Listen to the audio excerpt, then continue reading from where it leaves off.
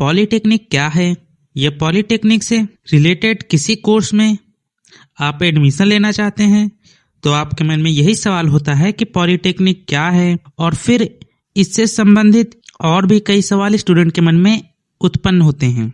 तो इस वीडियो में उन्हीं सभी टॉपिक पे बात करेंगे।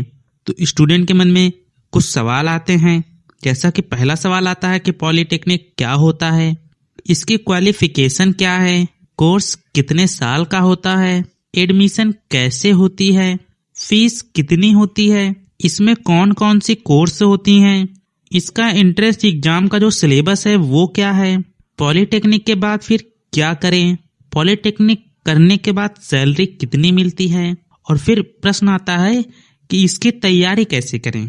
तो इन्हीं सब टॉपिक पे इस वीडियो में बात करेंगे। उससे पहले आपको बता देते हैं, चैनल पे नए हैं तो चैनल को सब्सक्राइब कर लेना। आपका एक सब्सक्राइब मुझे मोटिवेट करता है ऐसी और वीडियो बनाने के लिए। तो चलिए स्टार्ट करते हैं इस वीडियो को। सबसे पहला जो सवाल आता है स्टूडेंट के मन में वो है पॉलीटेक्निक क्या है। तो पॉलीटेक्निक क्या है आइए आपको बताते हैं। पॉलीटेक्निक एक प्रकार का डिप्लोमा है। पॉलीटेक्निक के अंतर्गत डिप्लोमा कोर्स कराए जाते हैं, जैसे कि diploma in engineering, diploma in pharmacy जिसको डिफार्मा कहते हैं, और कई और भी इंजीनियरिंग में डिप्लोमा कराए जाते हैं, या कुछ अदर कोर्सेज भी होते हैं जिनमें डिप्लोमा कराया जाता है। पॉलीटेक्निक जो होता है इसमें डिप्लोमा कोर्सेज कराए जाते हैं। फिर स्टूडेंट के मन में एक प्रश्न आता है कि इसमें एडमिशन लेने के लिए क्वालिफिकेशन क्या होनी चाहिए। आप यदि 10th पास हैं तो भी इसमें एडमिशन ले सकते हैं, 12th पास हैं तो भी एडमिशन ले सकते हैं, या कुछ अदर इसमें कोर्सेज होते हैं डिप्लोमा के, उसमें फिर धीरे धीरे करके क्वालिफिकेशन बढ़ती जाती है। बट नॉर्मली जितने भी डिप्लोमा के कोर्सेज होते हैं इसमें, उनमें सभी में 10th पास ही केवल क्वालिफिकेशन होनी चाहिए बस। यदि 10th पास हैं तो आप डिप्लोमा इन इंजीनियरिंग का कोर्स करते हैं, और यदि 10th प्लस ITI या 12th PCM से पास आउट हैं तो आपको सेकेंड ईयर में डायरेक्ट एंट्री मिल जाती है डिप्लोमा इन इंजीनियरिंग के कोर्सेज में। फिर स्टूडेंट के मन में सवाल आता है कि कोर्स कितने साल का होता है। तो पॉलीटेक्निक में जितने भी कोर्स होते हैं वो अधिकतर 3 साल के होते हैं। उनमें से कुछ कोर्स ऐसे भी हैं जो 2 साल के भी होते हैं। और फिर स्टूडेंट के मन में सवाल आता है कि एडमिशन कैसे होता है। तो इसमें एडमिशन लेने के लिए आपको एक एंट्रेंस एग्जाम देना पड़ता है, जिसको JEE कप बोलते हैं, joint entrance exam counselling Uttar Pradesh, ये इसका पूरा फुल फॉर्म है JEE कप। उसके फॉर्म आते हैं, आपको ऑनलाइन अप्लाई करना पड़ता है, फिर एडमिट कार्ड आता है और एक एग्जाम की डेट आती है। फिर वहां पे आपको ऑनलाइन CBT बेस एग्जाम देना पड़ता है। एग्जाम जब देते हैं उसके बाद फिर आपको गवर्नमेंट कॉलेज प्राप्त होता है, या आप डायरेक्ट एडमिशन भी ले सकते हैं। डायरेक्ट एडमिशन आपका प्राइवेट कॉलेज में होगा। तो इसके एंट्रेंस एग्जाम के फॉर्म कब आते हैं उस पर मैं फ्यूचर में एक वीडियो बना दूंगा, जिसका लिंक मैं बाद में डिस्क्रिप्शन बॉक्स में प्रोवाइड करा दूंगा। तो आप इस वीडियो को बाद में देख सकते हैं, या चैनल पे जाके वहां पर आप देख सकते हैं उस वीडियो को। फिर स्टूडेंट के मन में सवाल आता है कि इस कोर्स को करने के लिए आपकी फीस कितनी लगेगी। तो गवर्नमेंट कॉलेज जो होते हैं उनमें जो फीस होती है वो आपकी 12,000 रुपए के आसपास होती है। यदि आप हॉस्टल लेते हैं तो हॉस्टल की फीस फिर अलग होती है। और आपको ये भी पता होना चाहिए कि कॉलेज 3 प्रकार के होते हैं, गवर्नमेंट, एडेड और प्राइवेट। गवर्नमेंट में 12,000 रुपए फीस होती है, एडेड कॉलेज में 19,000 रुपए के आसपास फीस होती है, और प्राइवेट कॉलेज जो होते हैं उनमें आपकी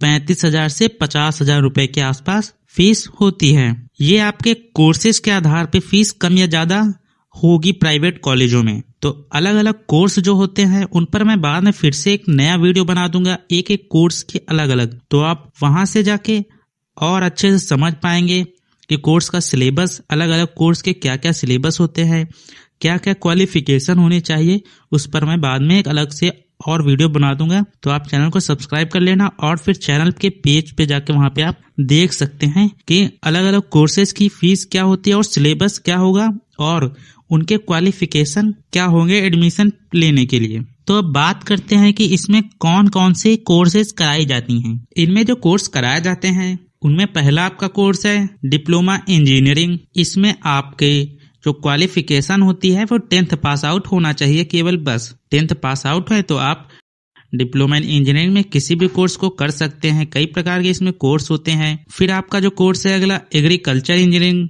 fashion designing and garment technology, home science, textile design printing, modern office management and secretarial practice, library and information science, diploma in pharmacy, post graduate diploma in biotechnology tissue culture, फिर post graduate diploma in computer application, post graduate diploma in marketing and sales management, post graduate diploma in customer service management, post graduate diploma in beauty and health care, post graduate diploma in tourism and travel management, post graduate diploma in advertising and public relation, post graduate diploma in textile design, post graduation diploma in fashion technology, post graduate diploma in mass communication, PG diploma in computer hardware and networking, PG diploma in web designing, PG diploma in accountancy with computerised account and taxation, PG diploma in retail management, diploma in hotel management and catering technology,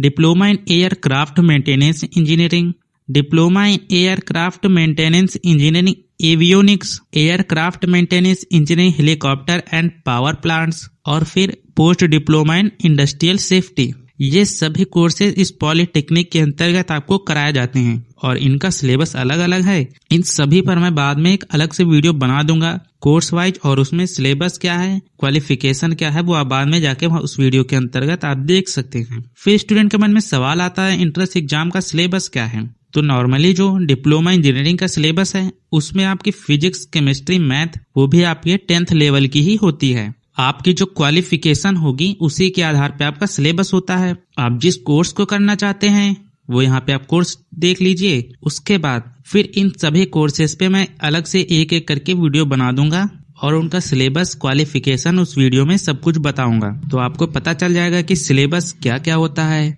but diploma engineering यदि करना चाहते हैं तो केवल 10th पास होना चाहिए आपका, और उस लेवल का आपका फिजिक्स, केमिस्ट्री, मैथ होता है, बस। उसके अलावा इसमें और कोई सिलेबस नहीं होता है। फिर स्टूडेंट के मन में सवाल आता है कि पॉलिटेक्निक के बाद क्या करें। जितने स्टूडेंट डिप्लोमा इन इंजीनियरिंग किए होते हैं वो अधिकतर या तो बीटेक कर लेते हैं या फिर उनमें से कुछ स्टूडेंट जेई बनने के लिए प्रिपरेशन स्टार्ट कर देते हैं। पॉलिटेक्निक कोर्स में सबसे अच्छी बात यह है कि आप गवर्नमेंट जॉब में प्रिपरेशन करें और एग्जाम दे तो आप जेई सीधा बन सकते हैं डायरेक्ट। आपको बीटेक करने की आवश्यकता फिर नहीं होती है। जैसे आप रेलवे में जेई बन सकते हैं या यूपीपीसीएल जेई इत्यादि कई गवर्नमेंट वैकेंसी निकलती हैं जिनके अंतर्गत आप आसानी से जेई बन सकते हैं। फिर स्टूडेंट के मन में सवाल आता है कि पॉलिटेक्निक करने के बाद आपको सैलरी कितनी मिल सकती है। तो जितने भी फ्रेशर स्टूडेंट होते हैं, यानी आप पॉलिटेक्निक कोर्स आपने कंप्लीट किया तो आप उस समय फ्रेशर स्टूडेंट होते हैं, तो आपको 8,000 से 12,000 रुपए के आसपास मंथली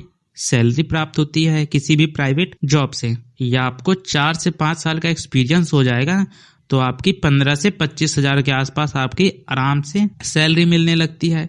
या पॉलिटेक्निक करने के बाद गवर्नमेंट जॉब के लिए प्रिपरेशन करें तो आपकी सैलरी 35 से 50,000 रुपए मंथली मिलती है। यदि आप जेई बनते हैं तो अधिकतर स्टूडेंट डिप्लोमा करने के बाद जेई की प्रिपरेशन स्टार्ट कर देते हैं और 1-2 साल प्रिपरेशन करने के बाद वो जेई बन जाते हैं। तो उसमें यदि आप रेलवे में जेई बनते हैं तो आपकी 35,000 के आसपास सैलरी मिलती है।